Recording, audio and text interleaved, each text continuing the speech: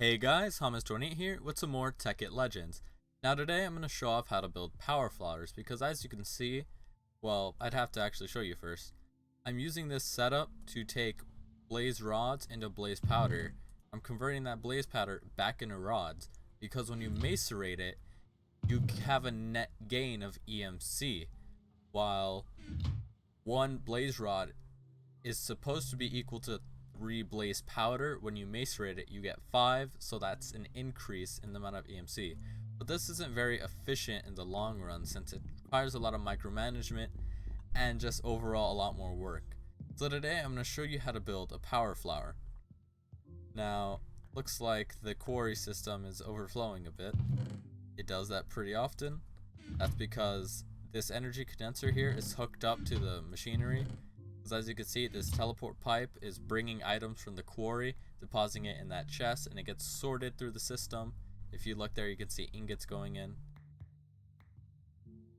But I haven't put in a way to distinguish what has EMC and what doesn't. As you can see, if zinc gets processed, it will turn into an ingot, but it has no EMC, so once it hits this chest, it gets spit out. And I'm trying to use these obsidian pipes to catch everything, but it's not 100% perfect, so there's still some things that get shut out on the ground. Now before I build it, I'm going to go down here and, yep, just as I thought, there's junk all over the floor. That's because although it's very good at what it does, it's not perfect. Let's see, iron ore. See, it converts the ore into dust very quickly at 100% speed. But to do that, it's always taking energy, so that's why I have this massive MFSU. So let's toss these ores in here.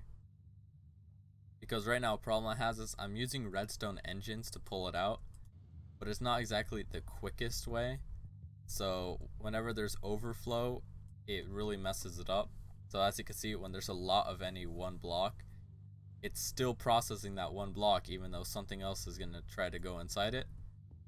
But let's build that power flower. I'll come back to that later. Gravel. Okay. So we're going upstairs. I'm gonna build this on the roof, which is the roof for now. Take out this chest. Okay, now I have everything in this bag here. We need 13 energy collectors, glowstone, energy condensers, antimatter relays, and a diamond. So you're going to start by, why do I have 2 of these? I don't need 2. You're going to place, let's see, where's the middle? Middle of this. There's that middle. So it should be about right here. So you're going to place that there. And this is basically going to store whatever you want. So you put your diamond there. And it's going to basically say any EMC that comes in, convert it to diamonds. So you place your antimatter relay here, here, here, and here, all around it. What these do is they're going to take energy from these energy collectors, pull it into the relay, and then push it into the condenser. Now you're going to do one there, there, here, here. Then at the top, 1, 2, 3, 4. And this is why it's called a power flower, because as you can see, it kind of looks like a flower. And then you place your glowstone on top.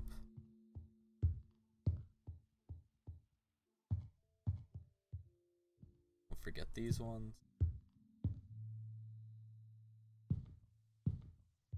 Now if you come in here, as you can see, now it's producing EMC at a very good rate, as you can see. But this isn't the most, well, it is the most efficient, but it's not the best right now. These are using energy collector Mark 1s, which aren't the quickest. If you look into this here, if you go collector, the energy collector Mark 1 has a maximum generation rate of 4 EMC per second and a maximum storage of 10,000 EMC, while the energy collector Mach 2 has a maximum generation rate of 12 EMC per second and holds 30,000 EMC, and then the Mach 3 has a maximum generation rate of 40 EMC and a maximum storage of 60,000. If you do some math, you can figure out how quickly that will produce diamonds. I believe I was told for using Mach 1 of everything, it will produce a third of a stack of diamonds every, I believe it was like 12 hours, which is very slow, while if you have Mach 3 of everything, you're producing diamonds every second. Now I did have some stuff left over, so I can show you like how the rest of it works. I don't want to break any of that. Climb up there. You come in here and then glowstone inside, converting the glowstone. Generator, energy condenser. Now there's 26 diamonds, and it's going to keep creating more. So it's very useful for generating a massive amount of EMC. As you can see, there's still a lot of problems with it. And this one by itself already produces a lot. It's always taking in a lot of cobblestone. And the way I'm doing this is I'm having this biogas engine here. I'm unsure how it's still running. I think it's just using lava. No, it's actually not doing anything. It just has a ton of stored RF, which is what it's running on, because even though it's out of fuel, its internal battery still has a ton, so it's still going to work. As you can see, there's tons of stuff always being pumped out. That's going straight into the chest. Stuff like cobblestone is just immediately ejected back into the condenser. While other things like marble and limestone and these zinc ingots can't be processed by it, so they have to be thrown in here. It's like backup chest. Run down.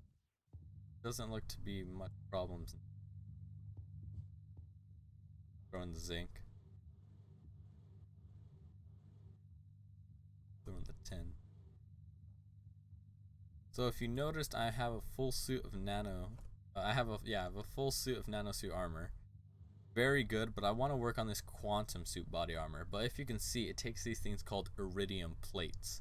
Now iridium plates have to be made of a material called iridium ore, but this can only be obtained in one way. Iridium ore can only be obtained by UU matter.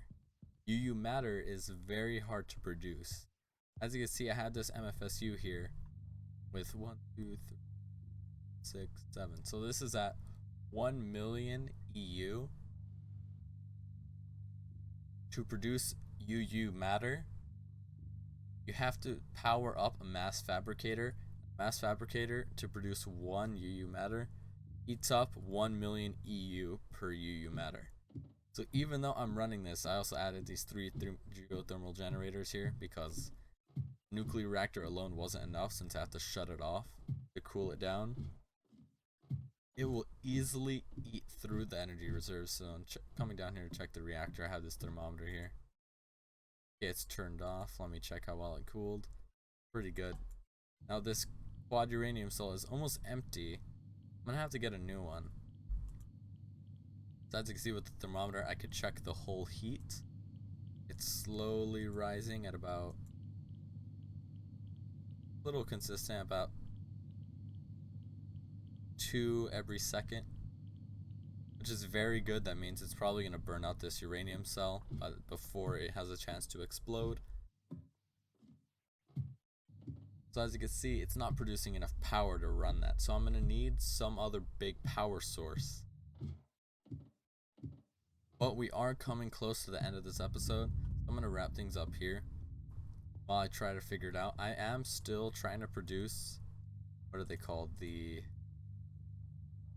high voltage solar panels, because those should work. But as you can see, I still don't have enough. I have all these iron furnaces that I had to convert to generators.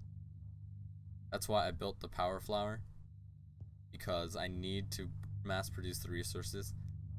I'm gaining tons of oil. I'm converting a lot of it to fuel. As you can see, I have massive fuel reserves. Taking a long time though. But hey, I made it in enough time for today's episode. See that MFS? See. Yep, it's producing a lot thanks to the nuclear reactor. Maybe I'll just build a second one, but I'll see you guys next time.